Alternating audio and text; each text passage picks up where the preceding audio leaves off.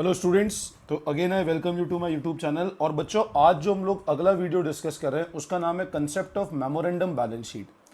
Last video में अंदर हम लोगों ने क्वेश्चन नंबर 39 तक डिस्कस किया था और मैं होप करता हूं आपको मैंने जो होमवर्क दिया था वो आपने अच्छे से कर लिया होगा, ठीक है ना। इवन अब जो सॉल्व क्वेश्चन है उसमें पेज नंबर 8.39 के पहले जितने भी इलस्ट्रेशन है वो आप अब ट्राई कर सकते हो, ठीक है ना। अब मेमोरेंडम बैलेंस शीट का मतलब क्या होता है? देखो बेसिकली क्या होता है मेमोरेंडम बैलेंस शीट। मेमोरेंडम मतलब होता है सिंगल एंट्री बैलेंस शीट, मतलब ऐसी बैलेंस शीट जो डबल एंट्री सिस्टम फॉलो नहीं करती है। नॉर्मली क्या होता है, अपन लोग अभी तक जो क्वेश्चन करता है उसमें अपन बच्चों रियलाइजेशन बनाते थे, पार्टनर्स कैपिटल बनाते थे और बैंक अकाउंट बनाते थे और अपने को एक बैलेंस शीट गिवन होती थी। बट मेमोरेंडम बैलेंस शीट के अंदर ध्यान रखना, आपको बैलेंस शीट गिवन नहीं होगी। हाँ, बट आपको बैलेंस शीट को लेकर के इंफॉर्मेशन गिवन होगी। जैसे मान लो आपको गिवन है असेट से इतना रियलाइज हुआ, तो क्वेश्चन ये बोलेगा prepare necessary account to close the books of the firm. Question ये तो बोलेगा prepare necessary account to close the books of the firm, लेकिन आपको कोई बैलेंस शीट गिवन नहीं होगी। अब ये ध्यान रखना, हमको रियलाइजेशन, पार्टनर्स कैपिटल और बैंक अकाउंट बनाना है बुक्स को क्लोज करने के लिए, लेकिन अभी तक जो क्वेश्चन थे ना उसमें बैलेंस शीट गिवन होती थी। अब जो क्वेश्चन आएंगे उसमें बैलेंस शीट गिवन नहीं होगी, तो हमको पहले बैलेंस शीट बनानी पड़ेगी। अब जैसे मान लो मैंने एक बैलेंस शीट का फॉर्मेट बनाया, अपने को पता है इधर लाइबिलिटी अमाउंट होता है, इधर असेट्स, ऐसा फॉर्मेट होता है, लाइबिलिटी अमाउंट, असेट्स और अमाउंट होता है। अब मान लो मेरे को यहाँ कैपिटल डिटेल गिवन है, यहाँ पे क्रेडिटर्स की डिटेल गिवन है, तो मेरे को ये पता है अगर मैं यहाँ का टोटल करूंगा तो ये टोटल बराबर होता है, ये टोटल और ये टोटल बराबर होता है।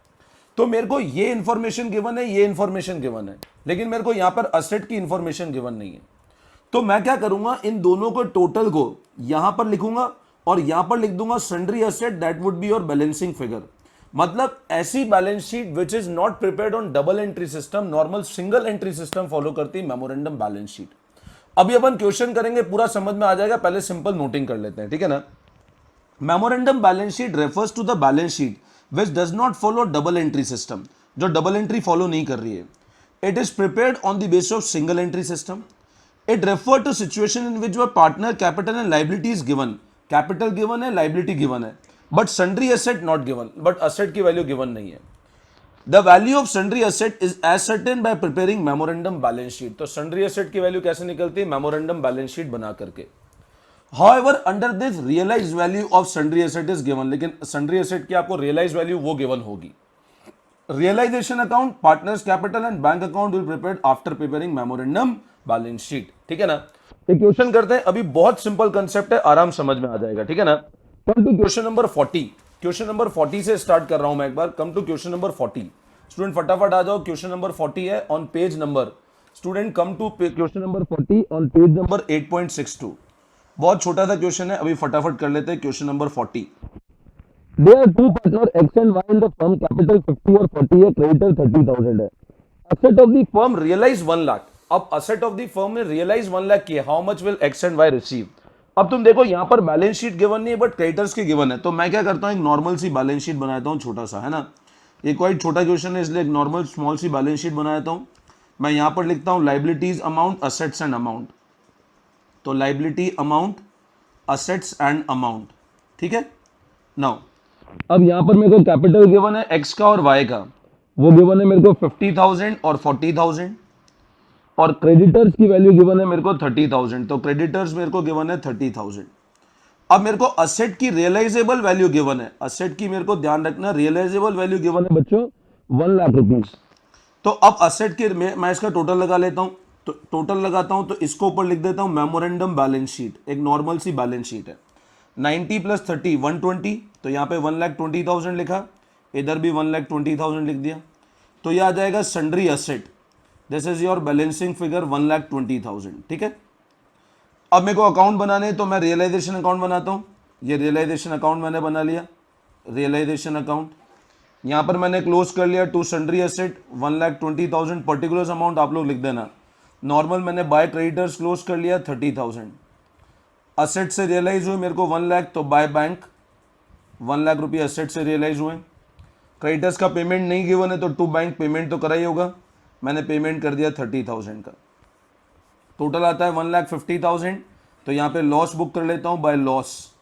लॉस आता है मेरा 20,000 का। इनका रेशियो गिवन नहीं है तो x और y में इक्वल डिवाइड कर दिया 10,000 10,000, ठीक है। अब कैपिटल अकाउंट अगर बनाता हूं या सिंपल कैपिटल में एक ही एंट्री होगी, x का कैपिटल, और मैं डायरेक्ट कर रहा हूं, ठीक है ना। x के कैपिटल का बैलेंस कितना है 50, 50 में से 10 पेमेंट कर देगा x, 50 में से 10 का लॉस बुक किया तो x को पेमेंट करना रहा 40,000, और y के अंदर 40 है, 40 में से अगेन 10 का मैंने लेस कर दिया तो वो आया 30,000। तो ये जो टोटल आता है वो आता है 70,000 का, ये जो टोटल आता है बच्चों वो आता है 70,000। अब टोटल 70,000 है, आपका बैंक बैलेंस आपको गिवन नहीं है, बट ये पता है आपको, अगर मैं बैंक अकाउंट भी बना दूं, चलो तो बैंक अकाउंट मैंने बनाया, इसकी पोस्टिंग कर दूं मैं पहले टू रियलाइजेशन 1 लाख, इसकी पोस्टिंग कर दूं बाय रियलाइजेशन 30,000, और अब मैंने पेमेंट कर दिया बाय एक्स और बाय वाई, इसको पेमेंट हुआ 40 का, इसको पेमेंट हुआ 30 का, बस ये टोटल आ गया अगेन 1 लाख और ये टोटल आ गया 1 लाख, ठीक है। क्वाइट सिंपल क्वेश्चन है, सिंपल बैलेंस शीट बनानी है अपने को, बैलेंस शीट नहीं गिवन थी, मैंने पहले बैलेंस शीट बनाई फिर मैंने अकाउंट बना लिए, ठीक है ना। इसी पैटर्न पे अब 41st क्वेश्चन और हम लोग देखते हैं, अभी आपको क्लियर हो जाए। कमिंग टू क्वेश्चन नंबर 41, ध्यान देना क्वेश्चन 41 पे। नाउ 41st क्वेश्चन पे ध्यान दो बच्चों। ABLC are partners sharing profit in the ratio 5:3:2 on 31st March। A का कैपिटल B कैपिटल दोनों है, but C owed 5,000 to the firm, मतलब C ओ करता है 5,000 टू दी फर्म, मतलब फर्म मांगती है 5,000, लाइबिलिटी व 20,000, असेट रियलाइज 50,000। तो मेमोरेंडम बैलेंस शीट बना लूं मैं, तो मैंने बना दिया मेमोरेंडम बैलेंस शीट, तो ये मेरा मेमोरेंडम बैलेंस शीट का फॉर्मेट हो गया। लाइबिलिटीज अमाउंट पूरा लिखना बच्चों है ना, लाइबिलिटी मैं ये शॉर्ट फॉर्म लिख रहा हूँ, असेट एंड अमाउंट, तो यहां पे लिखा मैंने memorandum balance sheet.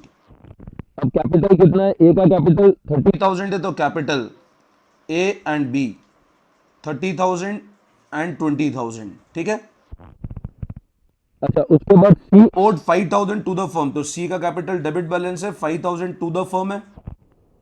The liabilities were 20,000, liability ये ध्यान रखना, देखो लैंग्वेज में C owed 5,000 to the firm, मतलब सी 5,000 रुपए फर्म को ओ करता है, मतलब फर्म मांगती है। यहां पे बच्चे कंफ्यूज हो जाते हैं क्या लैंग्वेज के अंदर, ठीक है ना।